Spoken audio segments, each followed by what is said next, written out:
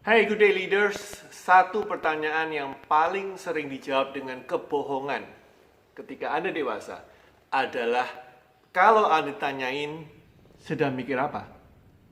Ya, jadi pertanyaan lagi mikir apa sih? Itu pasti dijawab dengan kebohongan. Pasti jawabannya adalah, oh enggak kok, lagi enggak mikir apa-apa.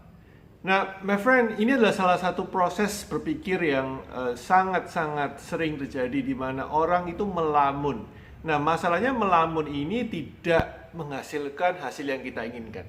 Melamun ini membuat sesuatu buat kita itu sia-sia. Ya, otak kita tidak bisa berhenti mikir. Sedangkan otak kita ini ketika berpikir, dia menggunakan energi. Jadi bayangkan kalau otak Anda ini berpikir dan dipakai untuk melamun dan tidak menghasilkan apa-apa untuk Anda, sebetulnya Anda harus komplain dengan diri Anda sendiri.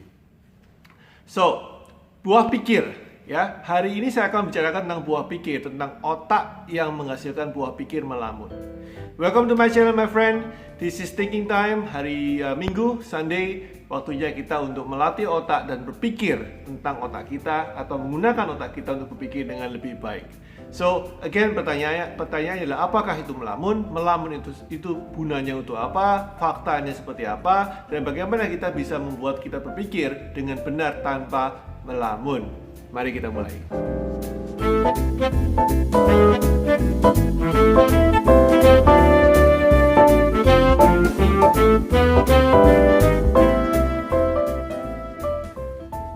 Buah pikir. Otak kita ini adalah mesin ya. Jadi kalau kita itu menganggap otak kita ini sebuah alat produksi, hasil produksinya itu namanya adalah buah pikir. Mikir menghasilkan buah. It's very simple. Ya, apa itu melamun? Oke, sebelum saya menjawab apa itu melamun, saya akan membahas total ya, apa sih buah pikir di otak kita. Jadi otak kita itu memiliki 3 buah pikir. Satu buah pikir yang namanya adalah logik atau logis ya. Buah pikir logis ini dipakai untuk memikirkan sesuatu yang berpikir masa depan atau memecahkan sesuatu yang ada di masa sekarang. Ya, ini bagus sekali, namanya insightful kalau bahasa aslinya atau logis dalam bahasa kita. Buah pikir logis ini dipakai untuk menggunakan otak kita untuk berpikir tentang planning. Mid to long term planning atau memecahkan masalah di depan mata kita, memecahkan masalah matematika, memecahkan masalah fisika kalau sekolah ya, apapun juga itu namanya logis, buah pikir logis, logic ya, sebelah kiri otak kita. Nah, kedua adalah yang kita bilang namanya faktual. Berpikir atau buah pikir faktual ini adalah buah pikir yang mengandalkan otak namanya observasi. Misalkan Anda sedang melihat sebuah barang pensil ya, Anda mengobservasi, Anda melihat bolpen, Anda melihat kotak, Anda melihat apapun juga, itu namanya observasi. Nah, buah pikir observasi ini dipakai untuk otak kita memakai ini untuk membantu Anda memecahkan masalah yang sifatnya tangible. Misalkan Anda sedang memasak itu kan harus fokus ya, fokus ke hal-hal di depan mata Anda. Anda sedang menggergaji. Kalau Anda menggergaji melamun, apa resikonya? Tangan Anda kepotong ya. Jadi semua yang berhubungan dengan gerak, tangible, bisa disentuh. Ini adalah yang namanya buah pikir yang kedua ya. So, ada pertama adalah buah pikir logis yang berisi rencana, planning, sequential, berpikir urut, dan yang kedua adalah berpikir tentang faktual atau tangible, sesuatu yang bisa dipegang, sesuatu yang bisa diamati langsung ya. Nyetir, naik sepeda, itu semuanya adalah buah pikir yang kedua. Tangible ya, berpikir tentang faktual di depan mata. Oke. Nah, yang ketiga ini adalah buah pikir melamun. Melamun itu apa? Jadi melamun itu adalah buah pikir yang di-infuse dengan emosi. Ya, bisa emosi bahagia, bisa emosi jelek atau negatif, bisa positif, bisa negatif ya. Jadi again, buah pikir itu melamun adalah buah pikir yang di-infuse dengan yang namanya disuntik atau di-backup dengan namanya emosi. Ya, kemudian malah ngelantur. Ya, contoh misalkan kalau Anda sedang ini contohnya ya. Anda lagi pernah punya pengalaman buruk tentang naik mobil misalkan. Jadi Anda nyetir, kemudian Anda menyupir, kemudian Anda nyerempet mobil. Nah, fakta ini sebetulnya ya fakta terjadi belasan tahun atau tahunan lalu. Tapi sama otak kita kemudian diselimuti dengan emosi, dibuatlah cerita tentang Anda pengalaman untuk nyetir mobil dan negatif. Ya, akhirnya melamun ketika Anda melihat mobil, ketika Anda melihat orang lagi nyetir, Anda bisa kadang-kadang melamun, wah dulu pernah saya ya nyerempet mobil. Ini adalah sebuah buah pikir yang diikuti dengan emosi atau disupport dengan emosi. Nah, apa gunanya? Sebetulnya nggak ada gunanya terlalu banyak ya. Anda gunakan ini sebetulnya adalah untuk mengisi. Jadi otak kita kan nggak pernah bisa berhenti berpikir. Jadi kalau Anda nggak menggunakan yang pertama dan yang kedua, yang ketiga ini muncul. Ya, jadi basically adalah kalau Anda nggak menggunakan yang pertama dan yang kedua, yang ketiga ini muncul. Jadi kalau orang suka melamun, artinya apa? Artinya yang pertama nggak logis, yang kedua tidak sedang fokus observasi ke apapun juga. Daydreaming ya, melamun. Dan ini bisa masa depan. Kok bisa masa depan? Ya, jadi otak kita kan kemampuannya luar biasa. Jadi dia bisa memproyeksikan dari fakta yang ada, diselimuti, didistorsi dengan emosi, kemudian dilempar ke masa depan menjadi sebuah skenario. Nah, kecuali Anda seorang psychic, seorang cenayang, maka hampir pasti kalau Anda bayangkan sesuatu di masa depan, itu sesuatu yang absurd atau sesuatu yang kemungkinan menjadi kenyataannya kecil sekali. Ya, jadi please don't do that. Oke, so bagaimana melamun itu terjadi? Nah, menurut Dr. Martin Seligman, ini adalah seorang ayah atau father dari positive psychology, ya, psikologi positif. Dia mengatakan ada namanya ABC. Ya, melamun terjadi karena A, B, dan C. Ya, contoh seperti ini. A itu adversity atau kesulitan, again tadi ya, mobil nyerempet. B itu belief atau nimbul kepercayaan. C consequences, sesuatu yang Anda logiskan tapi tidak benar. Ya, contoh yang lain supaya kita lebih tepat ke bisnis. Misalkan Anda seorang eksekutif. Anda seorang eksekutif dan suatu hari Anda meeting, Anda sebagai peserta meeting, Anda mengusulkan sesuatu.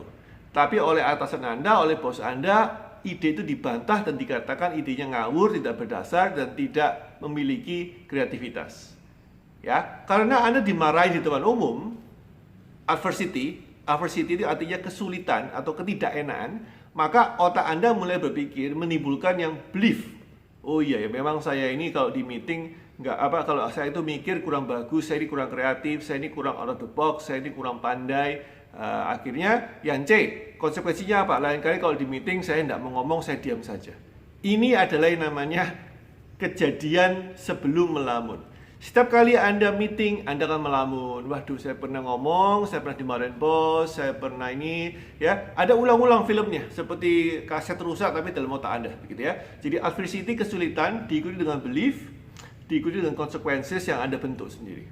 Ya, so bagaimana solusinya? Well, solusinya cuma dua. Satu adalah Anda switch otak Anda ke yang pertama, logis, atau Anda switch otak Anda ke yang kedua, yaitu experiential atau yang namanya tangible. Mari kita bahas yang pertama dulu. Anda switch yang ke namanya logis. Gimana caranya? Jadi dari A, B, C, Anda pakai D. D ini solusinya yang pertama ya, yaitu namanya disputation. Disputation atau disputation. Disputation ini adalah Anda melawan logis ataupun konsekuensi yang Anda bentuk sendiri. So, Anda ketika meeting, Anda dimarahin. Idenya nggak bagus. B, belief muncul. Anda anggap bahwa Anda kurang cerdas, kurang pandai. C, konsekuensinya muncul. Berarti lain kali ketika meeting saya diam saja. D, timbulkan D. Ya, timbulkan D dengan cara apa? Anda berpikir, itu ngawur. Wong itu saya meeting juga kadang-kadang saya dipuji kok. Ya, Anda dispute itu Anda bantah sendiri diri Anda, otak Anda ingat sesuatu yang melawan ini. Anda ingat sesuatu yang melawan ini. Anda pakai daya imajinasi dan kemampuan Anda untuk melamun, untuk melawan sendiri. Ya, namanya disputasi atau disputation. Ini adalah teknik yang paling sederhana, yang paling simple, tapi tidak sederhana. Kenapa? Karena ini membutuhkan willpower, kemampuan untuk berpikir melawan apa yang otak Anda sedang pada saat itu munculkan skenario-nya. Ya, so kalau Anda tidak bisa terlalu disiplin, Anda akan biasanya gagal di sini. Biasanya Anda akan malah melamun, malah memenangkan konsekuensi yang negatif di benak Anda dan mengalahkan disputasi. Yang memenangkan yang konsekuensi tapi mengalahkan disputasi. So, coach, bagaimana kalau saya tidak biasa untuk tidak melamun? Bagaimana kalau setiap hari itu saya terlalu banyak melamunnya daripada berpikir logis dan berpikir experiential atau berpikir tentang tangible, fakta di depan mata? Maka Anda gunakan teknik yang kedua, Anda switch ke factual. Nah, switch ke factual ini very simple ya. Jadi misalkan apa sih sesuatu yang harus Anda lakukan? Otak kita itu tidak bisa multitasking ya. Bagi para multitasker, saya pernah bahas ini di vlog saya mungkin 1-2 minggu yang lalu. Jangan pernah berpikir kita bisa multitasking. Otak kita tidak bisa multitasking. Yang pertama, Anda bisa lakukan apa? Olahraga. Olahraga ini adalah sesuatu yang paling sederhana. Ketika Anda berolahraga, otak Anda nggak bisa dipakai untuk mikir yang lain, karena dia fokus ke pernapasan. Dia fokus untuk mengeluarkan energi di tubuh Anda. Dia fokus untuk memastikan otot Anda nggak kram. Dia memastikan bahwa Anda nggak ketiban barbel kalau Anda lagi angkat berat. Dia memutuskan bahwa Anda nggak tenggelam kalau dia sedang berpikir supaya Anda nggak tenggelam ketika Anda berenang, dan seterusnya. Karena otak Anda bukan multitasking, maka ketika Anda banyak melamun, gunakan olahraga.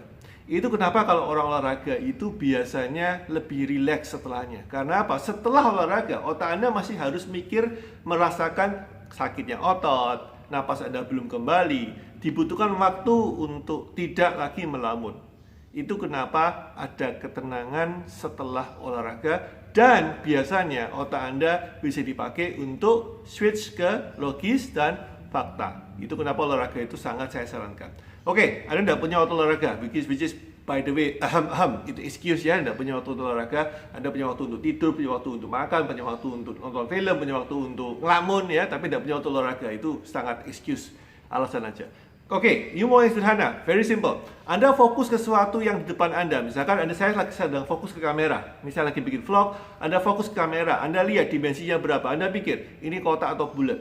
Anda pikir kenapa kameranya di tengah nggak di pinggir. Jadi Anda membuat sebuah skenario di depan Anda, barang apa yang Anda buat sebagai latihan untuk fokus ke tangible, atau fokus ke experiential, atau fakta di depan mata. Atau Anda bisa fokus ke lukisan, di depan saya ada lukisan. Atau saya fokus ke TV saya, atau fokus ke lampu, atau fokus ke bolpen, atau fokus ke remote, di sebelah saya ada remote TV. Atau fokus ke kursi ini. You know, whatever thing yang you fokuskan, sebutkan, pensil, bolpen, remote TV, AC, lampu. You know, fokus ke situ. Fokus. Tips saya adalah jangan fokus ke sesuatu yang mengandung emosi. Fokus ke foto mantan, ya jangan. Ya itu masalah baru nanti ya. Jangan fokus ke suatu barang yang mengandung muatan emosional. Fokus ke sesuatu yang tidak ada emosinya. Masa Anda emosional sama remote control, kecuali Anda pernah dipukul pakai remote control. Masa Anda emosi dengan TV, kecuali Anda pernah ketiban TV ya. Jangan fokus ke TV, jangan fokus ke remote control if that is the case. Ya, you get my point. Fokus sesuatu yang emotionless, kemudian Anda telah. Kenapa ini, kenapa itu. Ya, so that's it guys. Itu tips saya. Gimana caranya supaya Anda ketika berpikir tidak lompat ke melamun. Anda fokus ke fakta dan tidak membiarkan diri Anda stray, ya, melamun ya, berpikir keluar konteks. Semoga bermanfaat, semoga Anda bisa latihan ya. Ini butuh latihan guys, supaya Anda semakin fokus ke pertama, yaitu fokus ke logis, dan yang kedua faktual. Happy Sunday, stay safe, stay healthy, bye bye.